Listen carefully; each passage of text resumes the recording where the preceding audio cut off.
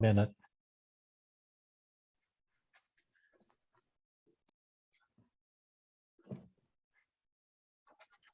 While we're waiting, if people want to introduce yourselves in the chat, that would be great.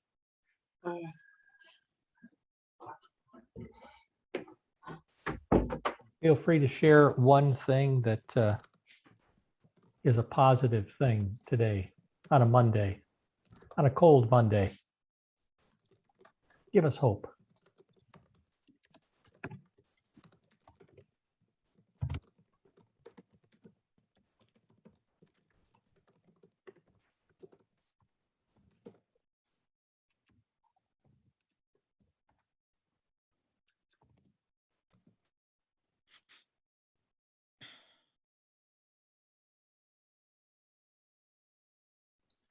We think, Lisa, get things going. All right. Well, good afternoon and welcome everybody to the February 7th meeting of the Michigan Coalition Against Homelessness Legislative Action Committee. I'm Eric Hoffnagel, Executive Director. For those who don't know me, nice to meet you if it's the first time that you're here with us today. Glad that we have our technical issues addressed, I hope, for the most part, and that we have the new link and we've got you in joining us today. So we do have an agenda for the day. I'm not going to go through that because I'm going to turn it over to Lisa to do that in a moment. But first of all, again, wanted to thank everybody for taking time to be with us. We have a fair amount of stuff to cover at the federal and state level, but we're still hoping to have time available for everybody to chime in, to share with us the kinds of things that are happening at the local level regarding policy that you think would be of note to share with others. Want to remind people to please keep yourself muted. You can come off mute if you wish to speak, but do know that you can click on the reaction button and you can raise your hand if you would like to help us identify you when you do want to speak about a particular topic. If you are able to toss some questions in the chat, that helps us as well. We monitor that throughout the session. And lastly, I do want you to pay attention to that chat box because we will be dropping in some links throughout the session as we have done in the past so that you can grab a hold of some documents and go to some websites more easily as well. So with that, Lisa, I'm going to turn it over to you. Thanks, Eric. Good afternoon, everyone. Lisa Chapman with Micah, Director of Public Policy. Welcome to the February LAC meeting. And I want to first welcome a couple folks. We have our new communications manager, Amy Stevenson, on. So welcome, Amy. Welcome aboard. She's already made some great changes, so you'll be seeing lots more from her. And I also want to welcome one of our board members, Leora Bain, who's with Clyde. So welcome, Leora. It's chilly sounds great for a cold day. We're just going to launch into some federal updates. Eric has a few things for you. We have some state updates, not a lot of movement on things, but one hot action item that we want to let you know about. Some updates from us, and then we want to hear from you about what's going on in your local area and around the state. I just want to point out that our next meeting is Monday, March 7th, always the first Monday of the month at noon. And I also did want to mention that in the chat at the very top of the chatter in the chat is a link to a Google Drive where we have the Legislative Action Committee documents that you may be interested in and we're going to be talking about today. So feel free to check that out. Eric, I will turn it over to you. Awesome. Thank you, Lisa. I want to start off with the topic that has been at the top of the agenda for the last how many months during our meetings, but just a quick update on the Build Back Better Act. What was adopted through the House is $1.75 trillion. The works have been gummed up a little bit in the Senate, as you know. It did not get taken to a vote in December, which were originally planned, and things have stalled out a bit, though the negotiations have continued on. I just want to remind people about the fact that that included $150 billion in affordable housing investments, very important for us, a really transformational opportunity for us in the state of Michigan, as well as all the states in the country. And I wanted to key in on some of the priorities that we've been talking about that we're aligned with the National Low Income Housing with respect to talking points and what we're advocating for. But the $150 billion in affordable housing investments would include $25 billion to expand housing vouchers, huge increase, $65 billion to make needed repairs to public housing, and $15 billion for the National Housing Trust Fund to construct and preserve deeply affordable, accessible housing. Just making note there that if that were to come to fruition, based on formulas that have been put in place, Michigan's share would be nearly $383 million that we would be able to apply towards the construction of affordable housing. So very important potentially to the state of Michigan. And that's why it's important for us to continue talking about this. Next slide, please.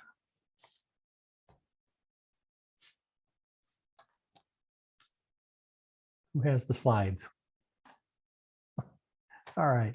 So wanted to just let you know what the strategy is now that's being approached. Originally, it was just simply looking for the Senate to have a straight up vote and to try to pass it that way. The president's new strategy is a scaled back version of Build Back Better. So the idea is, well, if 175 trillion is not palatable, particularly to Senator Joe Manchin, who seems to be gumming up the works, then think about something that is scaled back that might be a bill that he would support. And so looking at a couple of ways of doing that. One is to just simply scale back on some of the asks in certain areas, but there also is discussion about dropping particular things such as housing from the overall package, which is a real concern because if they peel those things away, such as the housing component, and try to repackage that into separate bills, the likelihood of those getting passed, I would say, is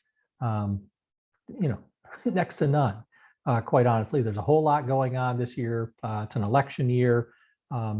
It does not seem like it would be realistic to even have the time to be able to take up those individual bills, to approach it that way. But also, if you do it that way, then you do need to find a larger vote in the Senate. You need to have at least 10 more votes that would be Republicans joining in with Democrats on this. That does not seem likely at this point in time, though things can change. So what we're saying is it's really important to think in terms of the package and having housing stay in the package. Next slide, please. And this is where you come in. Your advocacy is really important now, as we've been talking about in the past. Having the voice for housing is really important. Now that there's a chance that housing may be on the chopping block out of the larger package, we need to make sure that we're reaching out to our elected officials. And so there is information that will be dropping in the chat box, which will provide you a link to get access to a tool that would allow you to reach out to your senators today, as well as I think members of the House are just as important on both sides of the aisle to remind them about how important housing is and that it needs to be included in any funding package. If you want additional information, if you as an individual or your agency would like to get involved with respect to doing some things in local media, there is a toolkit. We'll have that information available as well. There's lots of ways that you can reach out to elected officials and or get on their radar screen by communicating out publicly about your support for the housing component and Build Back Better. Next slide. Okay, so again, members of Congress need to hear from you. You can contact them directly. There's some talking points, and there's actually a letter that is available that you can personalize, so you don't have to start from scratch to be able to send a communication to them. There is also an opportunity for your organization to join in a sign-on letter. 1,800 organizations around the country have signed on. Michigan is well represented. I must say, I'm very proud when I look at that list. You would have a chance to take a look at that list as well. And it's a very simple process. Follow the link and fill out the information about your organization and hit the button. And there you are. A very simple thing. Talk to your agency directors about this possibility. Very important. Next slide, please. So let's switch gears to something that's even more fun, and that's appropriations. We've been talking a lot about funds that we would be trying to access in the Building Better Act, but we're talking now also about the appropriations process. As many of you know, there's a continuing resolution that extended out the budget. It was the second one, and that runs through February 18th. So right around the corner, the members of Congress have to make a decision. There are three things they can do. Number one, they can have a short-term continuing resolution, as they did with the one that's running out on the 18th. They can have a long-term continuing resolution, or they can let the government shut down. I don't think that the latter is going to happen. I don't think anybody has an interest in seeing that happen, particularly in an election year. But we're concerned about then a long-term continuing resolution, just so that you know what that does is extend out the existing budget. And what that does is nets a loss for us. So when we think in terms of just continuing the budget, that is not a good thing. We end up having a loss. Short-term continuing resolutions are another Band-Aid. Again, not a solution to the problem. We're hoping that the Democrats and the Republicans could get together on that and come up with a final version of that. So just as an FYI, since 2011, the Budget Control Act put an artificial cap on spending. That has been released now, so there is an ability for Congress to work to increase the budget. They aren't handcuffed in the way that they had been in the past. So we are encouraging members of Congress to think in terms of increasing funding for HUD. The executive budget that was put out back in the fall included an increase of about $9 billion for HUD. The House came out with their budget recommendation of $6.8 billion, and then the Senate came with $3.8 billion increase for HUD, which is not unusual. The House is a little bit more generous in their budget drafts, and the Senate is a little bit more conservative. But both of those are less than what the president was proposing. So there needs to be some pressure put on them to get the job done and to make sure that the HUD budget does not get cut. So that's another reason to reach out to members of Congress, and particularly thinking in terms of the House proposal to expand rental assistance to more than 125,000 households. So a key component there to be talking about that the House is proposing when talking on the Senate side. Next slide. Take action now. You see, I put them in red this time, so I want you to be spurred on. These are things that are relatively easy to do, but I'm really strongly encouraging you to reach out to members of Congress. It doesn't take much time to do it. It's very impactful, and it is something that you can ask others to do as well. So I would encourage you to reach out to others that you think are of like mind, who have some time that they can carve out, 5 minutes to make this happen, could really pay off for us. Next slide. Okay, my time has ended. So let's pass it over to Lisa, and she's going to give you the lowdown on what's happening within the state.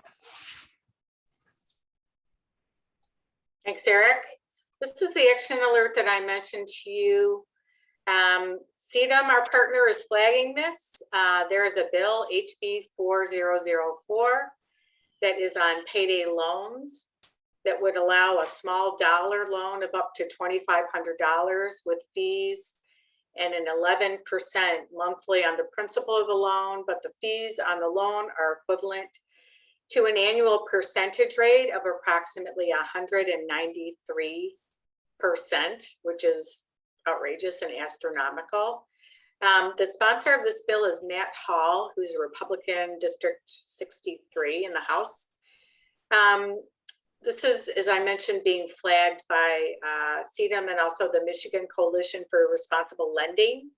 And so it is coming to hearing in the House committee tomorrow. So you please would want to do a couple things. You could do any or all. You could contact the committee members. You could submit a card of opposition to the committee clerk, or you can send a note to Jessica Moody from CDM, and she'll submit that card for you. There's an opposition letter that you can sign, being authored by the Michigan Coalition for Responsible Lending, and you can add your organizational name there.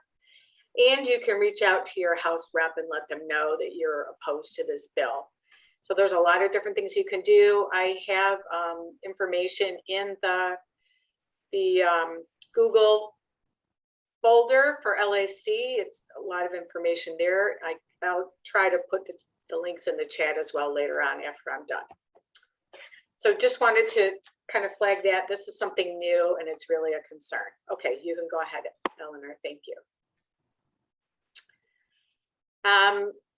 As well, this is something that we're actively working on in LEAD, the source of income protections. We have a coalition for expanding housing access that meets every other week on Thursday. And if you're interested in joining, just drop me an email and I'll be happy to share the link with you. We have 4 bills that are pending, but really there's no movement on this. The committee is working diligently on research and talking points and targeted kind of messaging for the different populations, including landlords and legislators. We're thinking about direct contact and targeting the members of the committees that will be charged with hearing this and then bringing it hopefully to a vote. We're looking at potentially having more concentrated action in April for Fair Housing Month. We think that would be perfect timing. So we are also seeking a Republican co-sponsor and we're working on that as well. So that's that one. Next one, please. Thank you. Just kind of wanted to keep this on the radar. Nothing much going on with this. This is the behavioral health integration and there's a couple bills. Shirky has 2 or 2, and then Mary, our Rep Whiteford has a couple. And there's really nothing going on with those, no movement. But I did want to flag this. We had a speaker last month who was Bob Sheehan, who's the executive director of the Michigan Community Mental Health Association.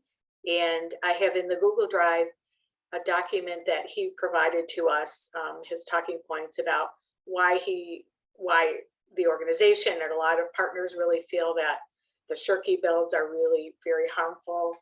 They don't integrate really at the personal level. They're really focused on kind of insurance companies benefiting more in a for-profit rather than nonprofits in community mental health or PIHP organizations. So take a look at that and you can, weigh in with your legislators and we'll let you know if there's any more action on this in the coming months. Thank you for keeping the links going. You can go on to the next one. This is another one that we've been talking about. There hasn't been any action recently on this. This is the short-term rental, known as the Short-Term Rental Regulation Act. There's a couple competing bills here that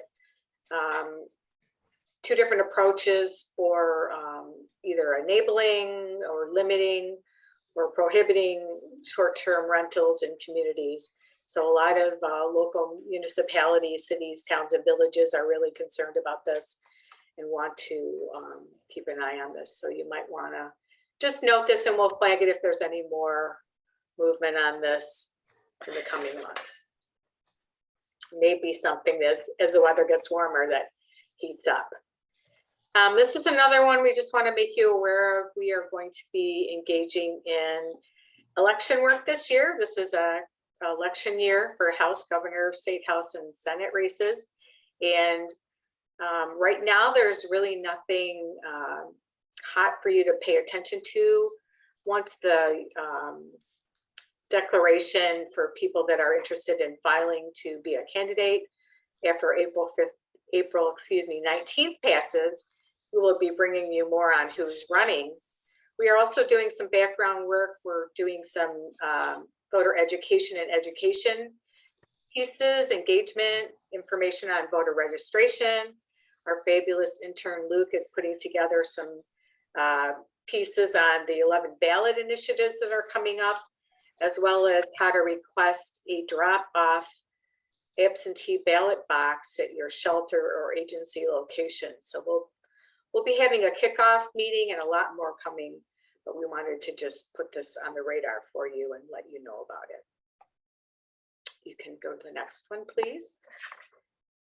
This is one that we talked about last month, and actually the open comment period still is on now in February until the 25th. This is MISHDA's annual Public Housing Authority and Administrative Plan that governs the Housing Choice Voucher Program, also formerly known as Section 8.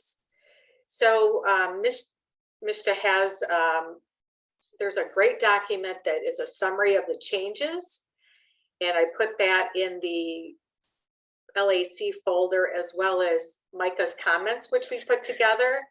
And I just wanted to run through a couple of those that are pertinent. MISHDA is also holding public hearings on February 25th, and that is the day that the comment period ends. I just wanted to flag, there's a couple, chapter 3C has other permitted reasons for denial of assistance. And MISHDA uses the phrase MISHDA in its discretion. I think we have some background noise, so if everyone can make sure they're muted, that would be great. MISHDA may elect to review additional information on a application or an applicant dating back more than 12 months. This appears to give broad leeway and discretion to MISHDA and lacks specificity in what situations this additional review would occur. So that's basically a concern and a request for them to kind of sharpen up that language. There's no changes in chapters 4 to 15, but in chapter 16, under an item called Ensuring Accessibility for Persons with Disabilities, MISHDA notes that persons with disabilities are no longer required to provide their own auxiliary aids, but are permitted to if they choose.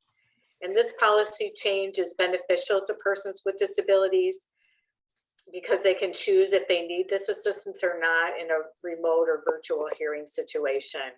I also sent our comments in draft to Paul Eklund from Disability Network, just to make sure that we were in concert with what they would be recommending for these two items with folks with disabilities. And Paul reviewed them for me and said they were in agreement with us. The second item is that MISHDA may request that a person with disabilities provide written permission for their aide or a person assisting them during the hearing to hear or view sensitive information. This change is vague and should be either clarified further or should not be phrased that way. It should state in what situations this would or would not be required for a person with disability to participate.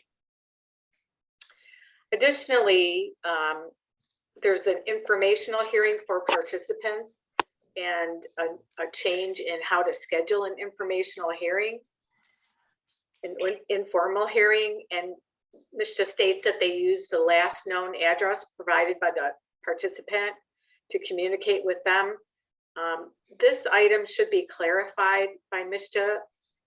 Oftentimes we know that persons who are enduring homelessness may have changes in their phone numbers frequently. They may be hard to contact. And so the guidance should the policy should be clarified to note that a physical address, either via US mail or email or both, should be attempted. In failure to respond situations, the person who's a potential applicant should be contacted by every known way that MISHDA can. So email, phone, and it should also state that they should make attempts by US mail. And a total of 3 attempts using various methods should be made if possible. So that's what we're suggesting for that policy. Thank you, Eric. Eric's put that public hearing information in the chat. And then lastly, in terms of an item in section 16, informal hearing for participants, the participant's right to bring legal counsel. This policy change indicates that if a participant intends to bring legal counsel, the participant or applicant must file an appearance notice at least 10 days prior to the date of the hearing. Hi, we're hearing some background noise. So you might want to make sure that you're muted. Showing that they applied for Social Security. 10 days in advance is You don't have to excessive, go to the Social Security office. Okay, that's not all. necessary at all. That's pending. They don't have income. I'm gonna, okay, and MISTA should, this places an undue burden on the participant or on the applicant, and 3 or 5 days notice would be less burdensome. So those are our recommendations. Again, we have a copy of that in the LAC folder, or if you can't access that, I know you have to request permission. You can feel free to email me and I will drop you a copy of the document. You can move forward, please. Eleanor, I don't see any questions from anyone. Just wanted to note also that this is the February free training. It's on gender affirming care. It is Valentine's Day, Monday, February 14th from 1 to 2:30. And I will drop the link in the chat. I also wanted to note that we have a lot of trainings on our website. We have a new calendar that Amy put on, which is really lovely. It is at mihomeless.org and it is right there on our face page. You can click on the calendar item and it takes you right to the registration. If you're not able to attend this training live, we also have a YouTube page and I'll put that link in the chat in a minute and you can access the recording and get the training right there. We also have some trainings that are paid trainings on trauma-informed care. We have a series there and also a leadership series. So we have a lot going on this month. All right, you can go to the next slide. Lisa, Yes. there is a question about the LAC folder that you referred to earlier Yes. and people wanting access to that. Yeah, I can do it as soon as I get a break. Okay, just want to make sure that people know that we've got it and we can get it to them. So Yeah, it sends me an email right away and I just add you on there. Apologize for the extra step. Amy notes that we would love for you to follow us on Facebook for future trainings and other information. So that's another way to connect with us. So thank you, Amy. I'm sorry to interrupt, but I think you said at the beginning of the meeting that the LAC folder link was at the top of the chat, but it's not visible to me at least. So that's what I was asking about, is where is the link to the folder? I don't have that link to even request access. Sure, I'll drop it in again. If you didn't join, I think right at the very top. Oh, that's not what I want to do. All right, we'll get it to you. my bad, I didn't see it either, but yeah, it's up there. I'll try to pop it in again. Here, I got it. We'll get that out to you. So Eleanor, you can go to the next slide, please. There we go. All right, hot off the press. We just set our date for 2022's MICA Homeless Advocacy Day. This is going to be a virtual event this year. We understand that a lot of people are still concerned about gatherings in person, and this will be the best way for us to connect with you and you with your legislators. So we will give you lots more details, including the time, very shortly, but we wanted you to just put this on the calendar and we will be sharing more info with you in the coming weeks. All right. Now this is the time we'd love to hear from you. If you have any updates, things going around your agency or in your local communities, questions, this is the time for you. You want to either unmute yourself or put something in the chat.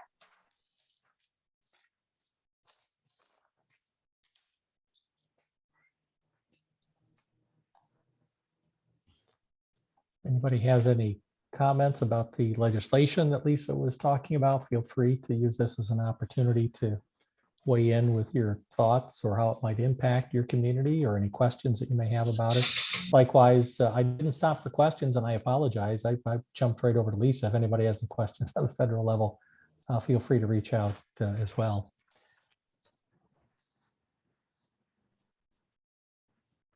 any potential millages or other activities that folks are looking at locally?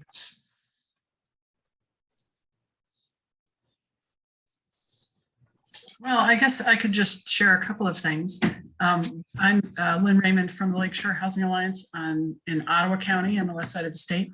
And you mentioned millages, Eric, although we don't have one coming up. Our newly kind of revitalized Housing Commission has been working really hard and did a survey recently that indicated some substantial support countywide for a housing trust fund like millage, and that there was some significant support around a millage for that. So they're kind of working along those lines. It'll be some time before we, but that was pretty to know. And then the Housing Commission is also, many are around the state, but the Housing Commission is really focusing on how to create a long-term, lasting, and sustainable eviction prevention program. We didn't have one in place before COVID, and we've got a pretty robust one right now, and the Housing Commission has really seen the need for that. So we're excited about the possibilities of having something. And then of course the millage would be helpful in supporting making that sustainable. So yeah. Awesome. Thanks, Lynn, for sharing that. Yeah, there are some opportunities at the local level to be pursuing some advocacy. The ARPA funding, I'm curious about what kind of conversations you folks may be having at the local level with respect to how your communities are planning to use those ARPA dollars, because certainly looking at some of those being applied to housing is important when we think in terms of housing being a component of infrastructure in every community.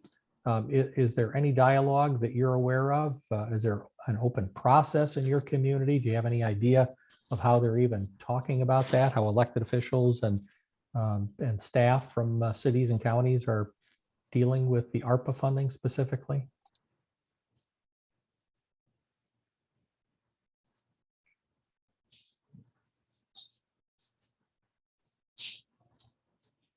That either means you've done your advocacy work and you nail it all down, or you need to dig a little bit and find out what's happening and maybe remind people about housing as being a part of that conversation.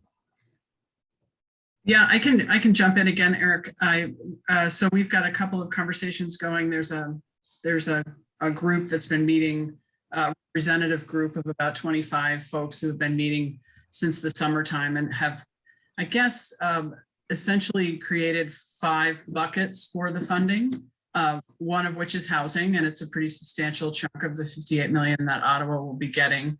So that's, we haven't yet put in place a process for accessing those funds or applying for the funds. So that is pretty good. We also have the City of Holland got a chunk of money as well, but that we're kind of waiting until the larger conversation around the county money was established before we've made any decisions locally. So trying to work together to make sure that we're being as effective and efficient with all of the funding that's coming.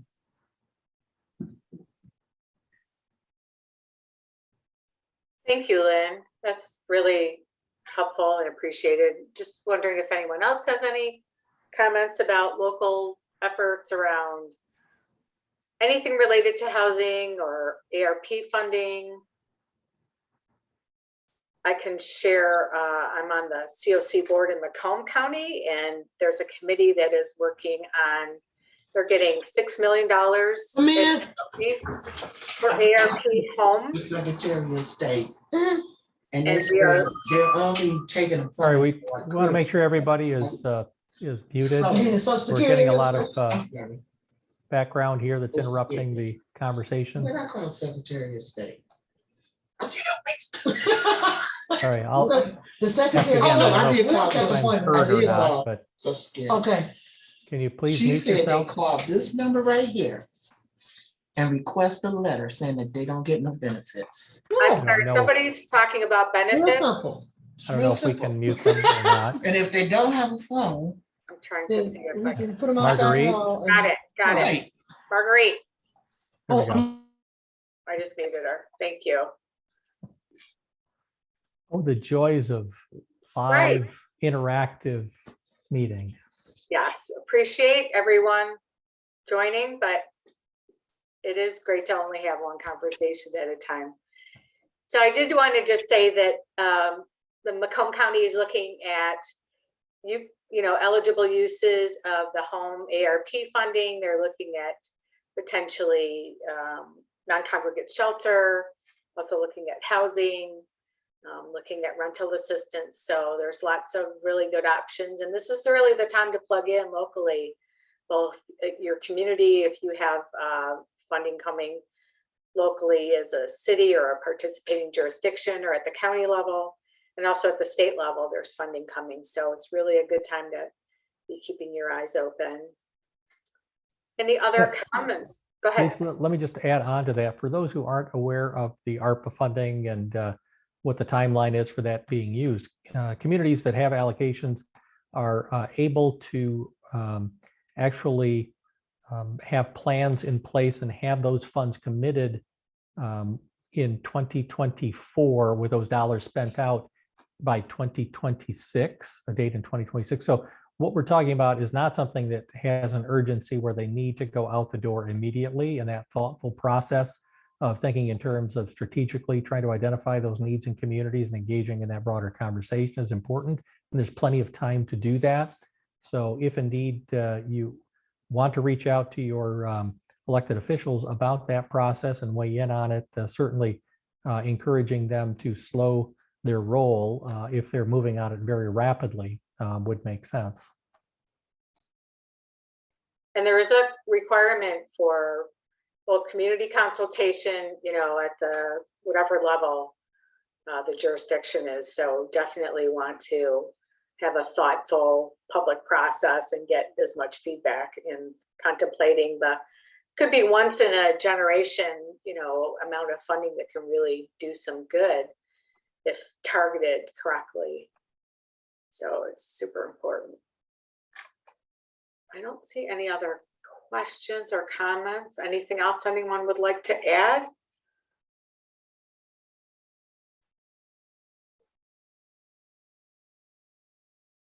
All right. Well, you get a little better than 22 minutes back in your afternoon. So thanks for joining us. Our next meeting is March 7th, Monday at noon, and we will see you then, folks. Thanks, everybody. Take action. Take action. That's what you can do with your 22 minutes. Yes, take your action. action. We left you the time so that you could actually follow up. Feel free to reach out to us if you have questions about any of that. We're certainly happy to help you with that. So encourage you to be a part of the process. Have a great day, everybody. Thanks, everyone.